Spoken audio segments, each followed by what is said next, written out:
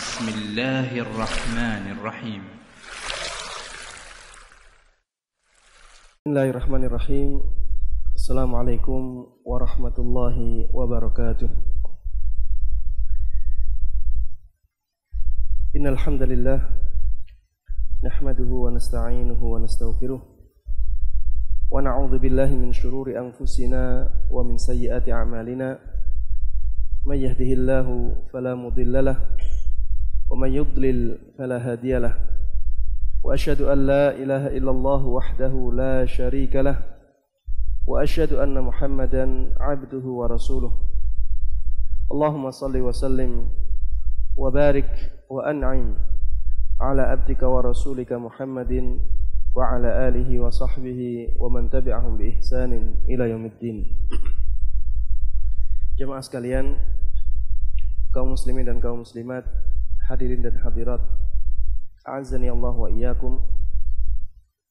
Semoga Allah Subhanahu wa taala menguatkan dan memuliakan kita semuanya.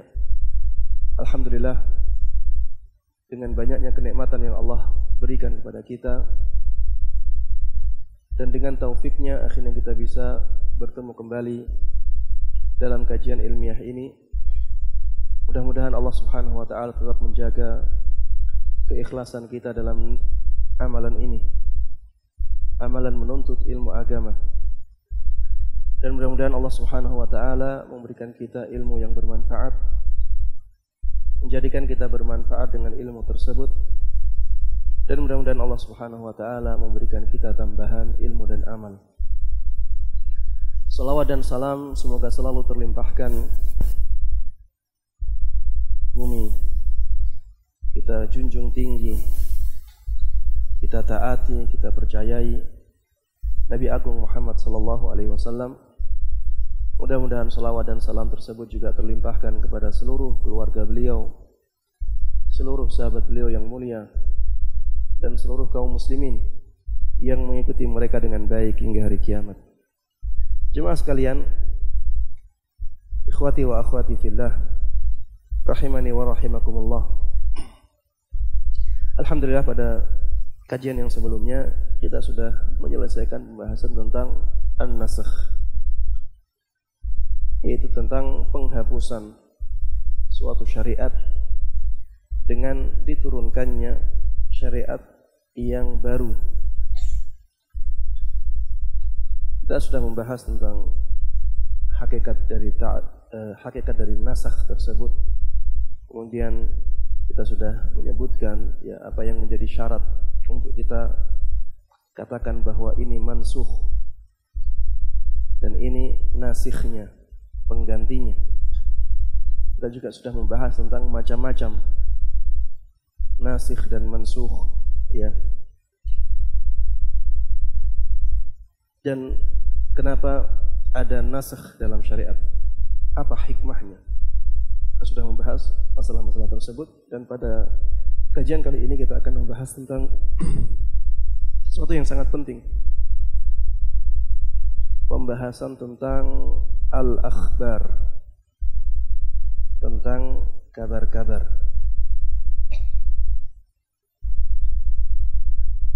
Syekh Utsaimin rahimahullah taala di sini menyebutkan ta'riful khabar. Jadi kata-kata al-akhbar itu kata bentuk, ya, bentuk kata jamak atau plural. Kata tunggalnya al-khabar. Al-khabar ini termasuk kata bahasa Arab yang diserap ke bahasa Indonesia, yang bermakna apa? Kabar, ya, informasi. Dalam bahasa al-khabar bermakna kabar atau informasi. Dalam istilah bisa berarti dua makna. Dalam istilah bisa dimaknai dengan dua makna. Ada istilah yang pertama, makna dari kabar adalah ma yahtamilu as-sidqa awil kadhib, ya, sebuah pernyataan yang bisa salah dan bisa benar, ya. Jadi al-khabar ini pembahasan besar ya dalam usul fikih, pembahasan al-khabar. Al-khabar dalam bahasa Indonesianya bermakna kabar. Ini secara bahasa, secara istilah ya. Khabar ini bisa berarti dua makna. Bisa bermakna ma yahtamilu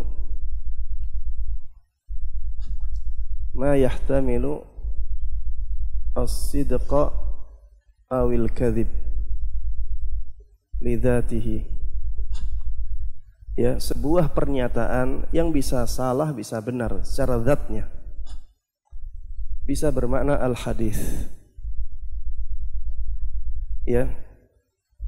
Kita harus tahu dua makna ini agar kita tidak bingung. Karena kadang-kadang ada orang mengatakan makna al-khabar itu makna yang ini. Maka kita katakan benar. Makna istilah khabar tersebut ma yahtamilu sidqa awil kadhib lidzatihi, tapi itu di bab lain. Kadang-kadang ada yang mengatakan al-khabar dalam istilah bermakna al-hadis, yaitu ma udhifa ila Nabi sallallahu alaihi wasallam min qaulin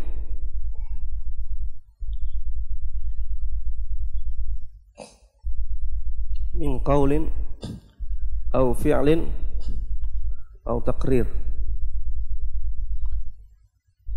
Apapun yang disandarkan kepada Nabi Muhammad sallallahu alaihi wasallam bisa berupa perkataan, bisa berupa perbuatan, bisa berupa persetujuan. Jadi perkataan yang disandarkan kepada Rasulullah namanya hadis. Perbuatan yang disandarkan kepada Rasulullah namanya hadis. Takrir atau persetujuan ya, atau ikrarnya Rasulullah sallallahu alaihi wasallam. Ikrar di sini tidak tepat ya dalam bahasa Indonesia. Ikrar itu mengikrarkan. Takrir di sini maksudnya memberikan persetujuan, membiarkan. Ya. Takrirnya Rasulullah sallallahu alaihi wasallam atau persetujuan Rasulullah sallallahu alaihi wasallam bisa dikatakan sebagai hadis. Inilah khabar dalam istilah ya. Ini dulu sudah kita bahas ya. Ma yahtamilu sidqa awil kadhib lidzati. Pernah kita dalam suatu majelis yang membahas masalah ini. Ya, sebuah pernyataan yang bisa benar bisa salah. Misalnya kita katakan si Arif pergi ke masjid. Ini kabar. Bisa salah, bisa benar. Ya.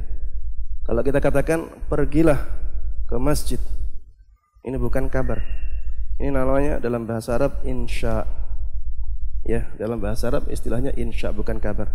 Karena kata-kata pergilah ke masjid tidak mungkin, ya tidak ada kemungkinan salah, tidak ada kemungkinan benar dari sisi kata-katanya. Taib. Sedang yang kita bahas ya, yang kita bahas pada kesempatan kali ini di majelis ini adalah al-khabar yang maknanya adalah al-hadis. Ini yang menjadi pembahasan kita. Apapun yang disandarkan kepada Nabi kita Muhammad sallallahu alaihi wasallam bisa berupa perkataan, bisa berupa perbuatan, bisa berupa persetujuan. Taib. Perkataan ini, perkataan Rasulullah sallallahu alaihi wasallam sudah banyak kita bahas. Ya, sudah banyak kita bahas.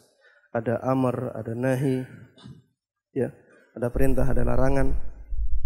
Kemudian ada khas, kata yang khusus, kata yang umum. Sudah kita bahas ya. Ini ada yang mutlak, ada yang muqayyad, ada yang mujmal, ada yang mubayyan, ada yang zahir, ada yang muawwal. Masih ingat pembahasannya? Itulah pembahasan tentang perkataan. Ya. Dalam perkataan ada pembahasan banyak tadi, perintah, larangan, terus ada umum, ada khusus, ada mutlak, ada muqayyad, ada mubayyan, ada mujmal, ada zahir, ada muawwal. Ini semuanya pembahasan ini. Sekarang kita akan berpindah kepada pembahasan dua ini, ya, fi'al dan takrir. Ini perbuatan Nabi kita Muhammad sallallahu alaihi wasallam dan ini persetujuan beliau.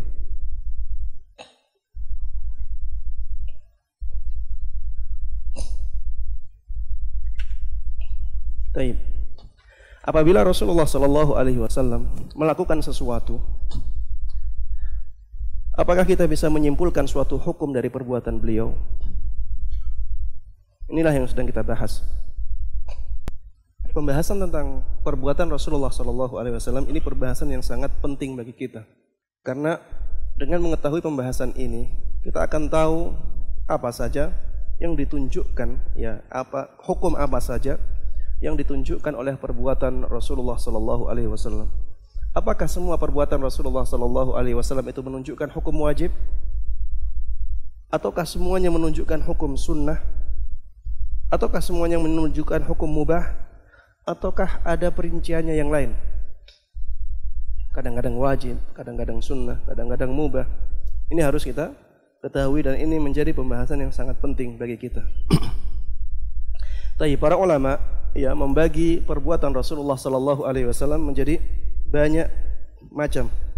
Di sini Syekh Utsaimin rahimahullahu taala membaginya menjadi 5 bagian. Membaginya menjadi 5 bagian. Bagian yang pertama adalah perbuatan Rasulullah sallallahu alaihi wasallam. Ini saya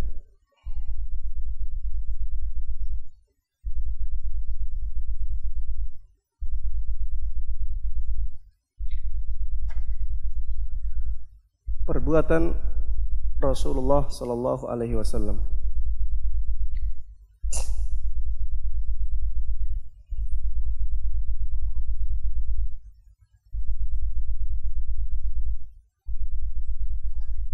Terbagi menjadi 5, ya. Yang pertama, perbuatan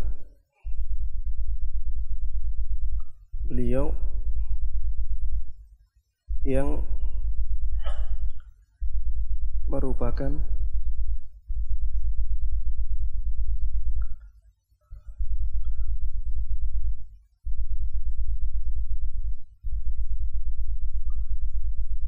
konsekuensi dari keadaan beliau sebagai manusia.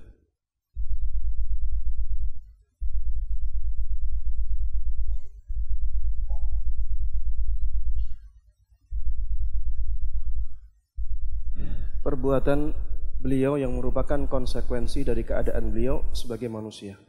Contohnya seperti apa? Ada makan, apa lagi? Minum, apa lagi? Tidur, apa lagi? Meludah, apa lagi? Buang hajat, dan seterusnya. Ada perbuatan-perbuatan Rasulullah sallallahu alaihi wasallam yang itu merupakan konsekuensi keadaan beliau sebagai manusia. Ya. Perbuatan seperti ini hukumnya apa? Hukumnya mubah, atau bisa kita katakan tidak ada hukumnya.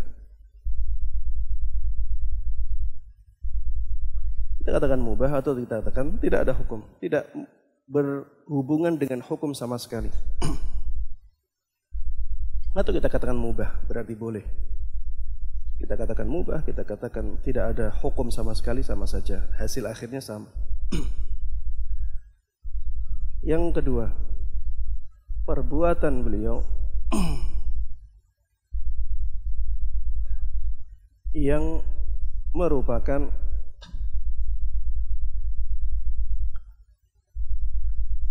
adat atau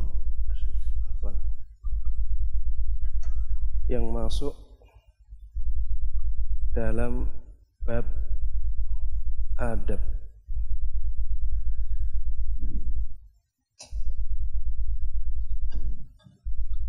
Maksudnya beliau melakukan itu karena adat kebiasaan, karena mengikuti adat kebiasaan. yang berkembang di masyarakat beliau. Ada perbuatan-perbuatan beliau yang seperti ini. Contohnya apa? Seperti bentuk pakaian. Ya, bentuk pakaian beliau. Pakai imamah, pakai surban, ya. Pakai rida, pakai izar. Rida itu selempang kain yang dipakai, ya kain polos, dipakai untuk menutup bagian atas badan. Ya, seperti orang yang haji, yang bagian atasnya itu namanya rida.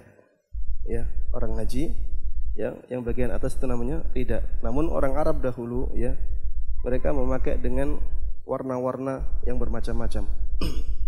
Itu rida. Izar, sarung, ya, yang dipakai oleh Rasulullah SAW. Sarung yang hanya, ya, juga pakai kain biasa itu, belum ada jahitannya. Kemudian kalau orang Jawa itu dinamakan tapeh, ya, yang hanya dililitkan saja, tidak ada jahitannya. Itulah sarung di zaman dahulu. Bentuk pakaian seperti ini, pakaian di masyarakat Nabi Muhammad SAW, ya, dari sisi zatnya kita tidak bisa mengambil hukum sunnah di situ. Tapi hukumnya di sini mubah, pada asalnya mubah. Bentuk pakaian misalnya atau misalnya bentuk rumah,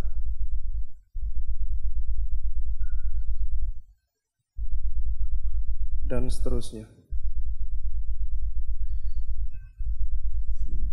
Ini masuk dalam adat dan hukumnya pada asalnya mubah. Hukumnya pada asalnya mubah, bisa berubah menjadi sunnah, bisa berubah menjadi sunnah. Pada asalnya mubah,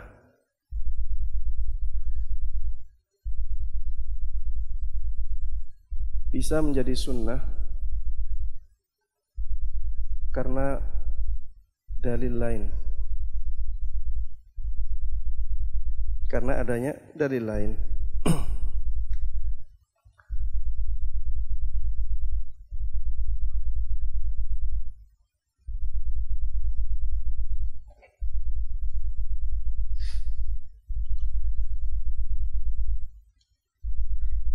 Seperti misalnya saya contohkan, ya, Rasulullah SAW dahulu pakai sorban, pakai imamah. Keberadaan Rasulullah SAW pakai imamah ini, hukumnya apa? Apa? Pakaian ini hukumnya apa? Mubah, dibolehkan. Tidak dilarang, tidak diperintah. Tapi bisa menjadi sunnah, bisa menjadi pahala. Orang yang melakukannya menjadi orang yang melakukan ibadah, sehingga keadaan minimal adalah sunnah. Ibadah itu derajat paling rendah apa? Sunnah. Tidak ada ibadah yang makruh. Taib. Karena apa? Karena misalnya dia sangat mencintai Rasulullah SAW, sehingga dia ingin pakaiannya seperti Rasulullah. Dia memakai pakaian, ya, pakaiannya Rasulullah. Memakai pakaiannya Rasulullah seperti itu hukumnya apa? Mubah. Tapi karena hal itu didorong oleh kecintaan beliau kepada Rasulullah SAW, ya, pada dirinya menjadi sunnah. Karena itu merupakan perwujudan kecintaan dia kepada Rasulullah SAW. Ada dalil lain, ada dalil lain yang mempengaruhi perbuatan ini sehingga menjadi sunnah dan dianjurkan. Tapi bagi orang lain yang tidak ada dorongan untuk itu dan melakukan hal yang sama, tidak ada hukum sunnah di situ. Tidak ada hukum sunnah di sana. Contoh lain misalnya, ya, memakai thawb, pakaian ini, ya, memakai thawb, kalau dalam bahasa hadisnya qamis, ya, qamis, ya, bisa diartikan thawb ini. Ini juga di zaman Nabi Muhammad SAW dipakai oleh masyarakat beliau. Memakai thawb ini atau qamis ini pada asalnya mubah. Pada asalnya mubah. Bisa jadi thawb ini menjadi makruh. Thawb ini menjadi makruh pada diri kita. Tapi karena sebab lain, bukan karena thawbnya, bukan karena qamisnya, bukan karena pakaiannya. Karena misalnya di suatu daerah thawb atau qamis ini menjadi pakaian yang sangat aneh, sehingga masuk dalam bab syuhrah. Pakaian syuhrah, pakaian yang menjadikan orang yang tertuju pandangannya kepada kita, pakaian yang aneh. Kalau di zaman ini mungkin ya pakaian-pakaian adat yang ada di zaman dulu kemudian dipakai oleh orang untuk masuk masjid sholat, dan dia pakai setiap hari seperti itu, mungkin masuk dalam bab ini. Orang misalnya pakai belangkon, terus pakai pakaian yang hitam tersebut, ya seperti orang-orang dahulu makainya. Kemudian dia sholat keluar. Orang akan melihat itu sebagai sesuatu yang sangat aneh dan semua mata akan tertuju kepada dia. Ini pakaian syuhrah. Apabila qamis atau thawb ini pada suatu daerah menjadi pakaian syuhrah, maka menjadi makruh bagi kita. Kalau Rasulullah SAW memakainya karena memang masyarakatnya seperti itu. Tapi keadaan bisa berubah karena dalil lain. Bisa juga sebaliknya menjadi sunnah. Bisa juga sebaliknya menjadi sunnah. Misalnya karena dia ada dorongan ya dari kecintaan dia kepada Rasulullah SAW, sehingga dia senang dengan pakaian yang seperti ini. Ya, ketika dorongannya seperti ini, ya, maka menggunakan pakaian yang qamis seperti ini menjadi berpahala, ya, sunnah. Baik. Jadi yang kedua ini, ya, asalnya mubah, ya bisa menjadi sunnah karena dalil lain. Bisa juga menjadi makruh.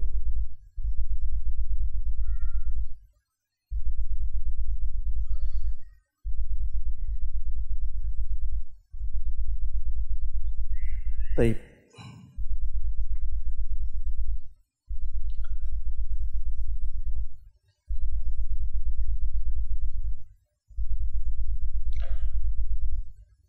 Yang ketiga, perbuatan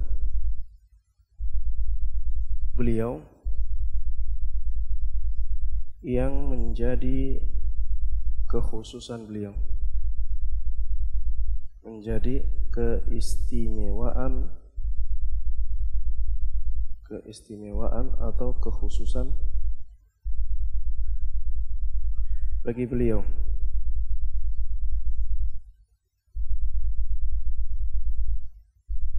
Seperti misalnya apa? Boleh poligami lebih dari 4. Kenapa antum sepi? Ini masalah poligami. Poligami lebih dari 4. Masalah pernikahan, ya Rasulullah SAW memiliki banyak keistimewaan atau kekhususan. Menikah tanpa apa? Tanpa apa? Mahar.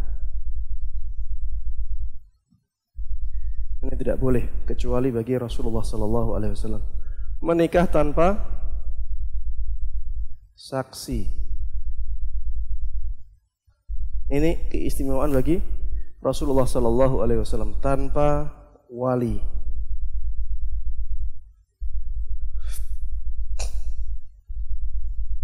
Dalam masalah pernikahan ya, Rasulullah SAW punya banyak keistimewaan. Poligami masalah pernikahan ya, tanpa mahar, tanpa saksi, tanpa wali. Ini keistimewaan Rasulullah SAW.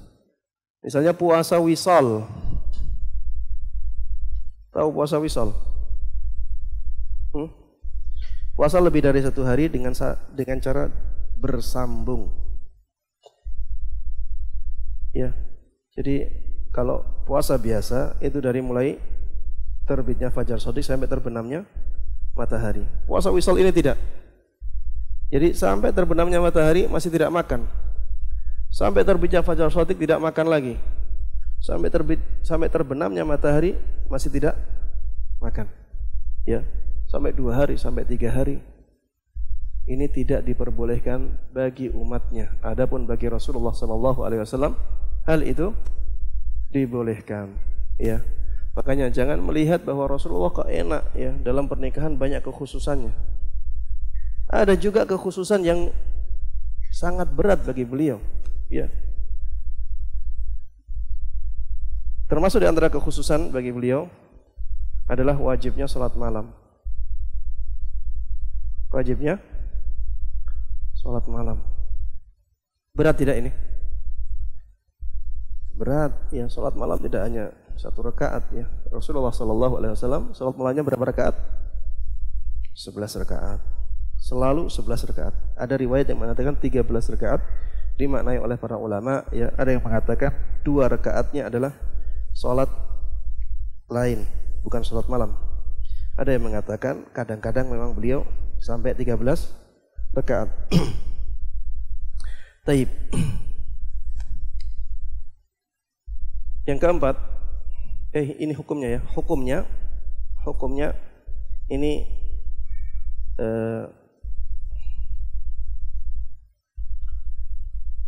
khusus bagi beliau.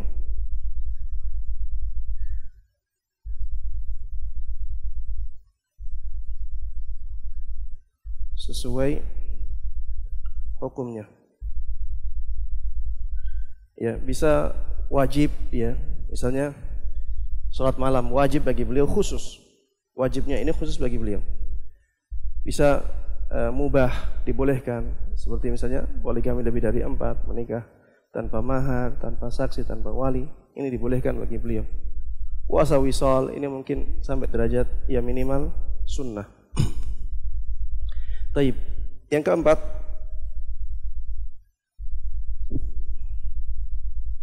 perbuatan beliau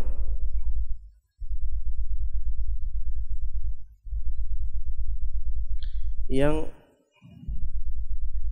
dilakukannya untuk tujuan ibadah. Perbuatan yang dilakukan oleh beliau untuk tujuan ibadah. Seperti apa? Banyak. Puasa Senin, Kamis.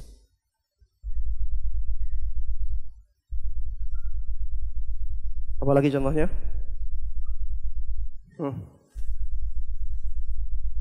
Contohnya apa lagi? Siwak. Beliau lakukan karena untuk ibadah. Misalnya menyela-nyela jenggot saat apa? Saat wudu. Ini beliau lakukan untuk menjalankan ibadah. Niat beliau adalah ibadah. Salat tahiyatul masjid, salat qabliyah subuh, salat qabliyah zuhur. Ini jelas ya, kelihatan bahwa itu dilakukan oleh beliau untuk ibadah. Ini minimal sunnah. Minimal hukumnya sunnah. Bisa menjadi wajib karena dalil lain. Minimal hukumnya sunnah. Baik, yang kelima yang terakhir, perbuatan beliau, langsung saja, perbuatan yang beliau lakukan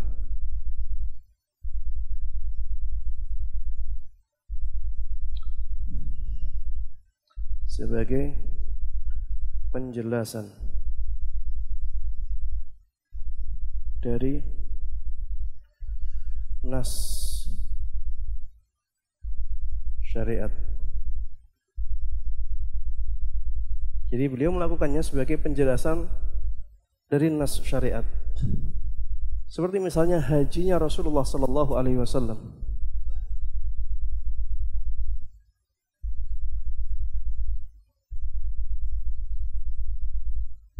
Allah Subhanahu wa taala di dalam Al-Qur'an ya mengatakan walillahi 'alan nasi hajjul baiti man istata'a ilaihi sabila.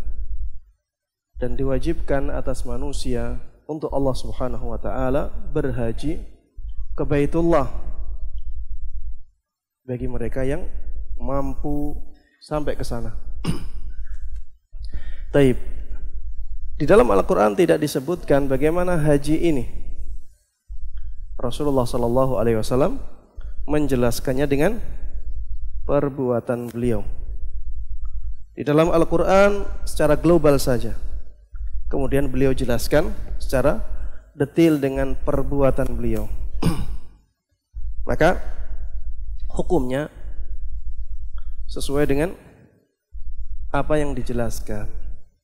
Kalau misalnya haji itu wajib bagi yang mampu, berarti ya apa yang dilakukan oleh Rasulullah SAW dari hajinya secara global itu wajib, karena hajinya wajib.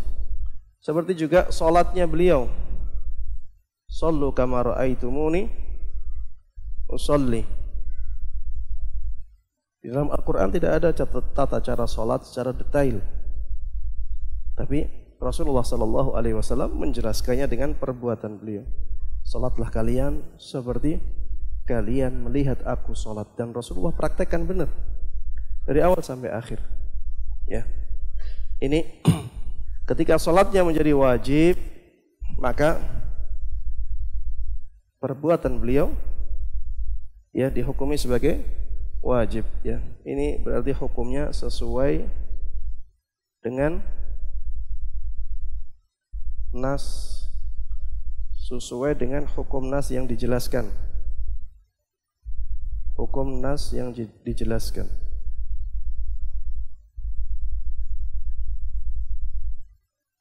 Rasulullah sallallahu alaihi wasallam misalnya memerintahkan umatnya untuk puasa Senin Kamis, dan Rasulullah sallallahu alaihi wasallam melakukannya ya. Puasa Senin Kamis beliau ya, perbuatan beliau melakukan puasa Senin Kamis ya.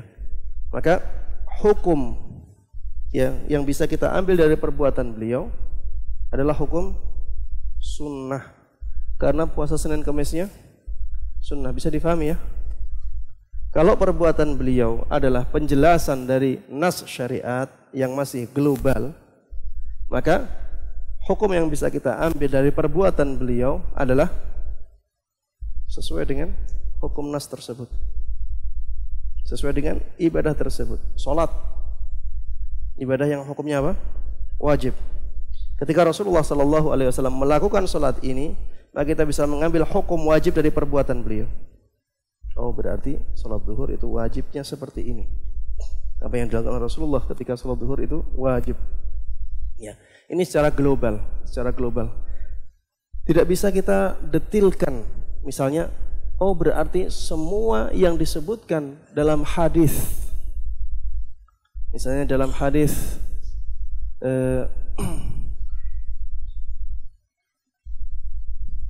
hadis yang terkenal dalam salat, hadis apa?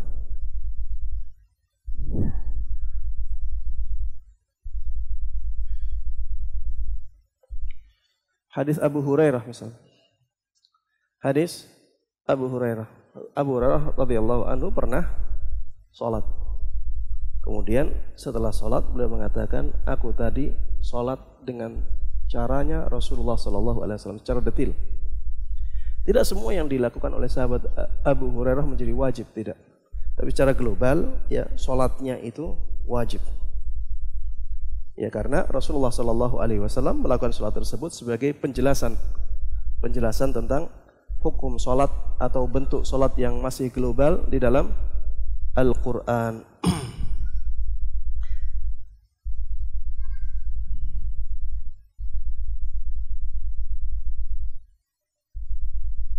Contohnya lagi misalnya di dalam sebuah ayat disebutkan wattakhidhu mim maqami Ibrahim musalla. Ya. Jadikanlah makam Ibrahim sebagai tempat salat. Jadikanlah makam Ibrahim sebagai tempat salat. Kemudian Rasulullah salat di makam Ibrahim itu. Rasulullah menjadikan makam Ibrahim antara beliau dengan Ka'bah. Antara beliau dengan Ka'bah ada makam Ibrahimnya. Maka perbuatan beliau seperti itu adalah perbuatan yang sunnah. Kita bisa mengambil hukum sunnah dari perbuatan itu. Berarti salatnya sunnah. Karena apa? Karena salat tersebut di dalam Al-Quran ya ditunjukkan dengan hukum sunnah. Ini perbuatan-perbuatan beliau ya. Kita harus bisa memasukkan perbuatan beliau ke dalam kategori ini. Ini perbuatan beliau ini sebagai konsekuensi dari kemanusiaan beliau, ataukah perbuatan beliau ini masuk dalam bab adat, ataukah perbuatan beliau ini beliau lakukan karena dorongan ibadah?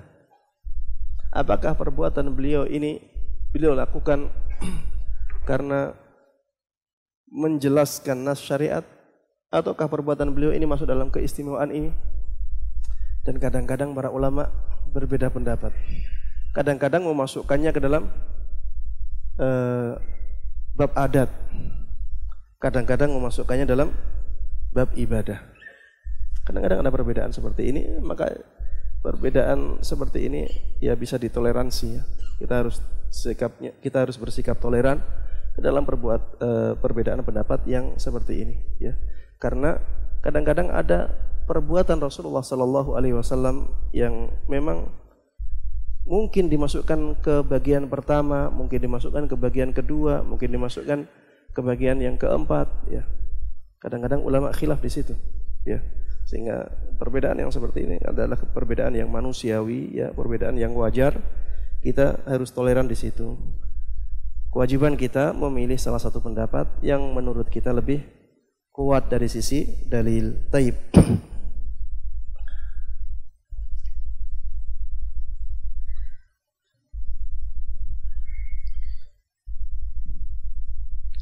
Waktunya sudah mau isya kurang 4 menit.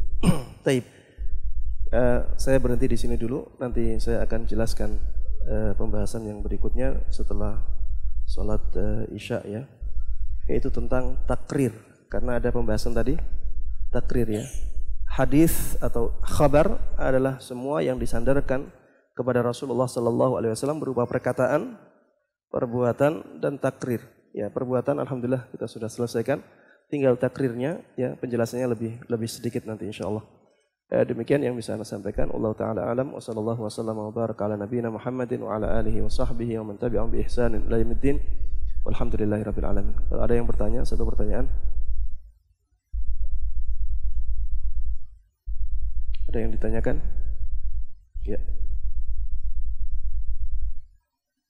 Mana? Syuhrah, ya.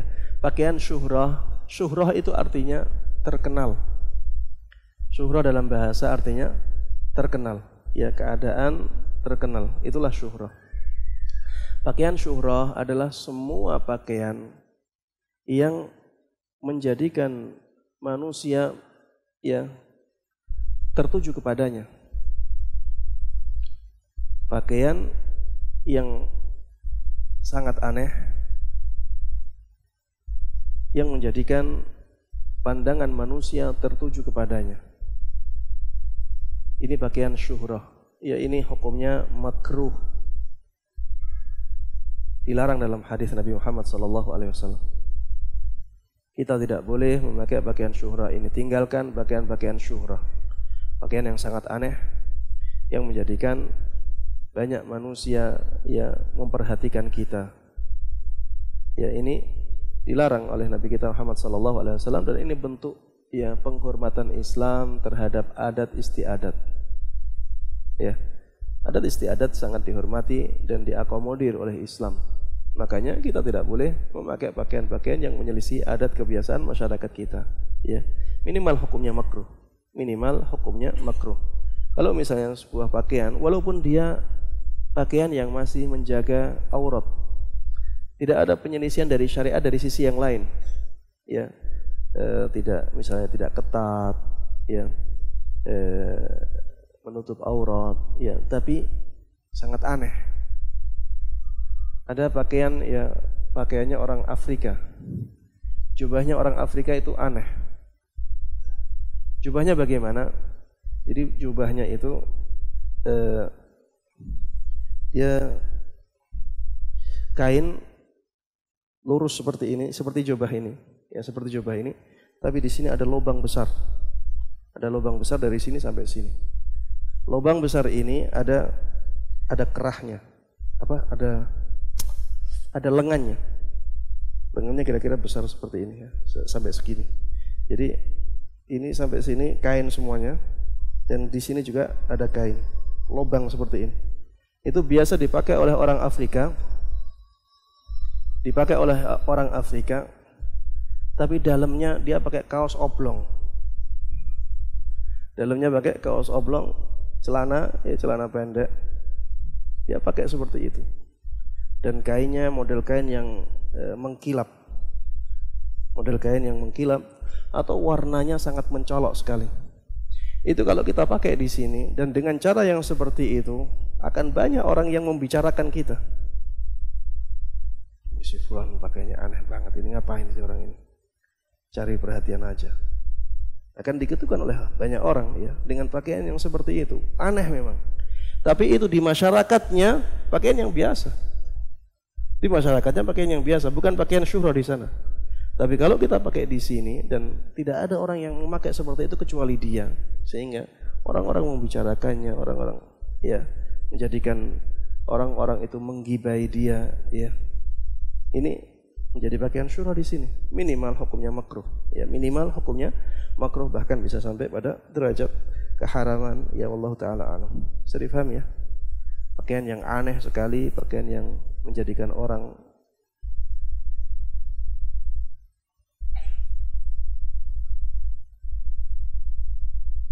enggak. Jadi kalau misalnya orang aneh dalam menggunakan pakaiannya, tapi karena itu tuntutan dari ajaran Islam, maka ini bukan syuhrah lagi. Ini tidak masuk bab syuhrah. Bab syuhrah masuknya adalah pada pakaian-pakaian yang masih dalam kategori mubah. Pakaian-pakaian yang dalam kategori mubah. Kalau syuhrah ditambah haram, ya tambah parah.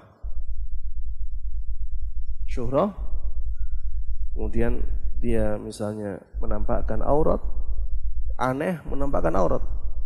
Ini masalah besar, ada dua hukum di situ, ada dua larangan di situ. Kalau syuhrah dianggap aneh oleh orang, tapi karena itu tuntunan syariat, maka tidak masuk. Tidak masuk dalam bab syuhrah. Orang dianggap aneh karena dia tidak isbal, ini bukan syuhrah lagi, karena dia wajib seperti itu. Dia diwajibkan untuk melakukan seperti itu, ya. Sudah paham ya? Baik. Para jamaah sekalian, kaum muslimin dan kaum muslimat, ikhwati wa akhwati fillah, a'azzani Allah wa iyyakum. Semoga Allah Subhanahu wa taala memuliakan kita semuanya.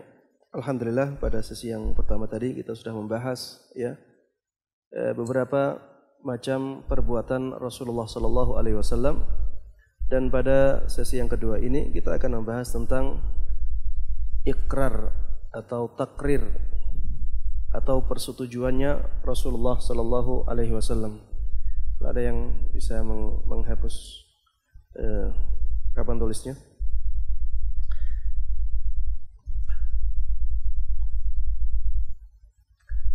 Syekh Utsaimin rahimahullahu taala ketika membahas tentang takrir atau persetujuan Rasulullah sallallahu alaihi wasallam, beliau mengatakan, wa amma taqriruhu sallallahu alaihi wasallam ala syai' fa huwa dalilun ala jawazihi. Adapun persetujuan Rasulullah sallallahu alaihi wasallam terhadap sesuatu, maka itu menunjukkan, itu dalil bolehnya sesuatu tersebut. Ala al-wajhi alladhi aqarrahu qawlan kana am fi'la. Ya, sesuai dengan keadaan sesuatu yang ditakrirkan oleh Rasulullah sallallahu alaihi wasallam. Sesuai keadaan sesuatu itu. Kalau yang disetujui oleh Rasulullah sallallahu alaihi wasallam adalah sesuatu yang mubah, ya, maka itu mubah. Taib. Misalnya dimisalkan oleh Rasulullah dimisalkan oleh Syekh Utsaimin rahimahullahu taala perkataan Rasulullah sallallahu alaihi wasallam, perkataan seorang budak yang ditanya oleh Rasulullah sallallahu alaihi wasallam, "Aina Allah?" Budak tersebut mengatakan, "Fis sama." Rasulullah mengatakan, "Aina Allah?" Budaknya mengatakan, "Fis sama." Di mana Allah? Dijawab oleh budak, "Fis sama." Kemudian Rasulullah sallallahu alaihi wasallam mengatakan, "Man ana?" Siapakah saya? Budak tersebut menjawab, "Anta Rasulullah." Engkau adalah utusannya Allah. Rasulullah sallallahu alaihi wasallam ketika itu mengatakan, "A'tiqha fa innaha mu'minah." Merdekakanlah dia karena sesungguhnya dia seorang mukmin. Ya. Di sini Rasulullah sallallahu alaihi wasallam memberikan atau mendiamkan jawaban ini. Mendiamkan jawaban budak wanita ini. Itu menunjukkan bahwa apa yang dikatakan oleh budak tersebut benar, tidak salah, karena tidak mungkin kalau itu kesalahan kemudian Rasulullah sallallahu alaihi wasallam mendiamkannya. Ya, tidak mungkin Rasulullah mendiamkan kesalahan, karena mendiamkan kesalahan adalah kemungkaran, dan Rasulullah sallallahu alaihi wasallam maksum, ya, bebas dari kesalahan. Ini contoh, ya, Rasulullah sallallahu alaihi wasallam memberikan persetujuan terhadap sebuah perkataan.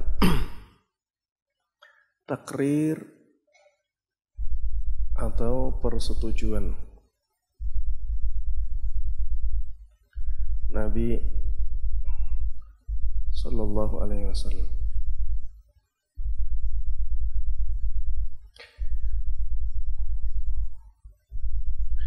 Di sini Syekh Utsaimin memberikan contoh, ya. Ada takrir terhadap ucapan.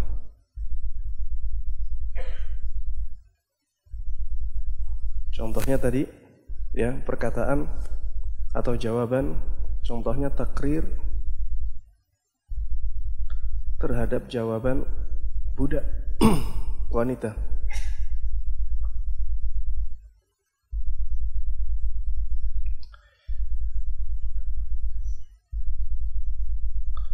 Di mana Allah? Allah di langit. Maksudnya Allah di atas langit.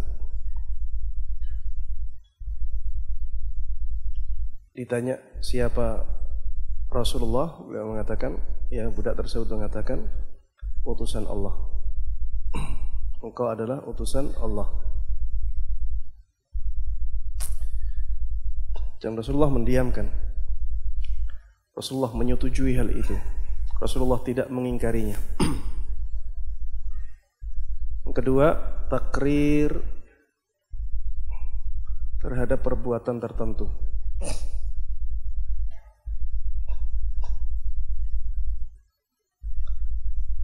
Contohnya seperti takrir atau persetujuan Rasulullah sallallahu alaihi wasallam terhadap perbuatan salah seorang sahabatnya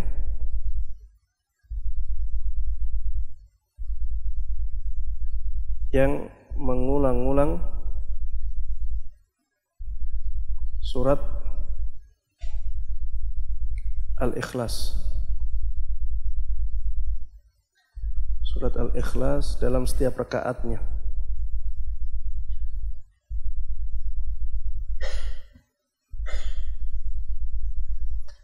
Dalam setiap rakaat salatnya, yaitu di rakaat pertama dan rakaat kedua ketika menjahar, ketika mengeraskan bacaannya. Kemudian ya ketika dikasih informasi tentang itu, Rasulullah SAW mengatakan kepada yang memberikan informasi, coba tanya dia, kenapa dia melakukan yang demikian? Maka ketika dijawab, itu dia lakukan karena dia sangat mencintai surat Al-Ikhlas.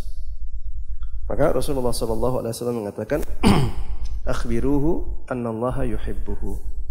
Kabarkan kepada dia bahwa Allah Subhanahu wa taala juga mencintainya. Ya. Di sini Rasulullah SAW memberikan takrir atau persetujuan ya tentang perbuatan salah seorang sahabat. Ini menunjukkan bahwa perbuatan tersebut ya minimal dibolehkan. Bahkan di sini Allah mencintainya, berarti minimal disunnahkan. Contoh yang lain adalah takrir Rasulullah SAW terhadap perbuatan sekelompok sahabatnya yang bermain di masjid dengan permainan-permainan yang menjadikan suasana hari raya meriah. Ya, sangat masyhur ya tentang hadis Rasulullah SAW bersama istri tercinta beliau setelah Khadijah, yaitu Aisyah radhiyallahu anha, ya melihat para sahabatnya yang bermain di masjid ketika hari raya untuk memeriahkan hari raya.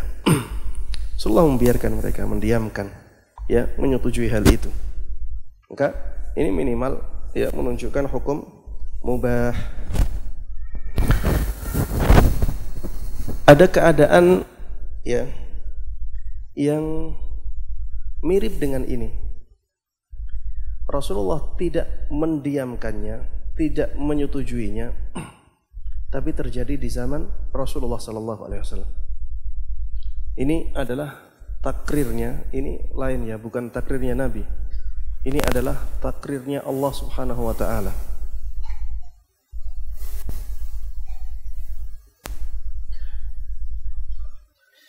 Jadi suatu perbuatan di zaman Nabi Muhammad SAW tidak diketahui oleh Nabi kita, sehingga Rasulullah SAW mentakrirnya, tidak bisa dikatakan menyetujui karena Rasulullah tidak tahu hal itu. Tapi terjadi di zaman beliau. Ya, terjadi di zaman beliau. Dan tidak ada ayat yang turun yang mencegahnya atau menganjurkannya. Ya. Ini disebut oleh sebagian ulama sebagai takrirnya Allah Subhanahu wa taala. Dan ini hujjah.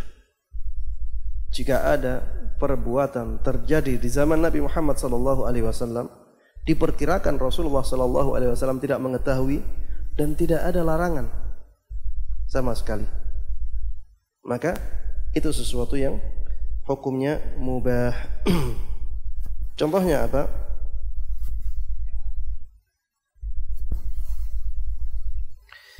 Tentang azl, ya. Contohnya tentang azl. Salah seorang sahabat mengatakan, kunna na'zil wal Qur'anu yanzil.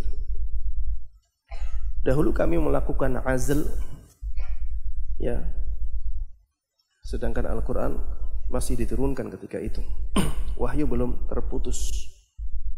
Kami melakukan azl maksudnya di zaman Nabi Muhammad sallallahu alaihi wasallam. Dan tidak ada ya takrir dari Nabi kita Muhammad sallallahu alaihi wasallam, tidak ada persetujuan ya. Sehingga ini tetap dianggap sebagai hujjah karena di sini ada takrirnya Allah Subhanahu wa taala. Allah tahu keadaan itu. Dan Allah tidak menurunkan kabar ya, baik untuk melarang atau untuk menganjurkannya.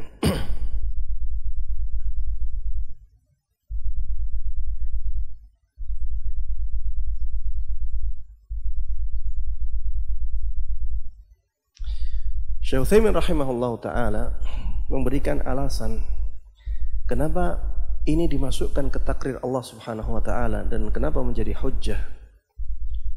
Karena Allah Subhanahu wa taala mengetahui seluk-beluk keadaan para sahabat dan keadaan semua yang terjadi di zaman Nabi Muhammad SAW, baik di tengah-tengah kaum muslimin ataupun di tengah-tengah kaum kafirin.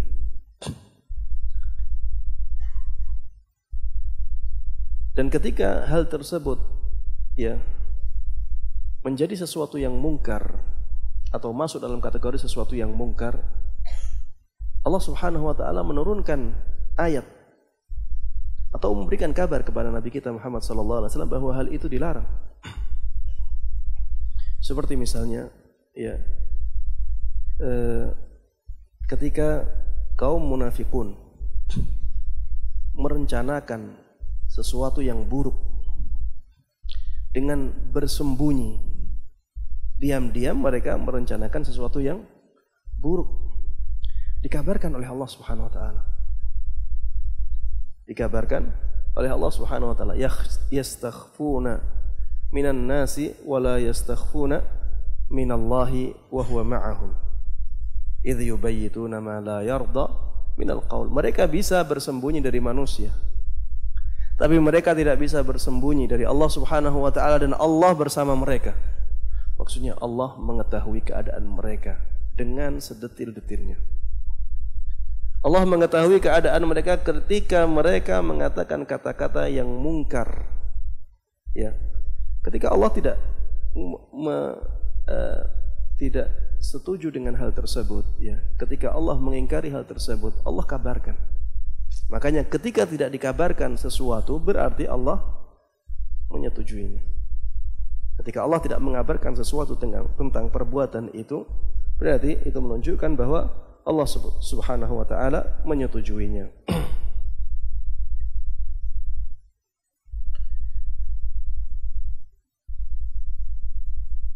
Baik.